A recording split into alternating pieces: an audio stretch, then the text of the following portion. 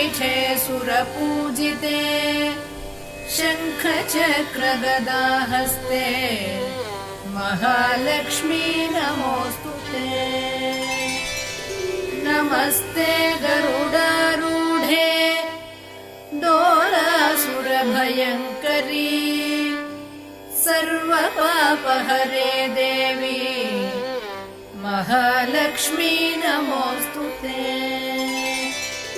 सर्वज्ञे सर्ववरदे सर्वदुष्टभयङ्करी सर्वदुःखहरे देवी महालक्ष्मी नमो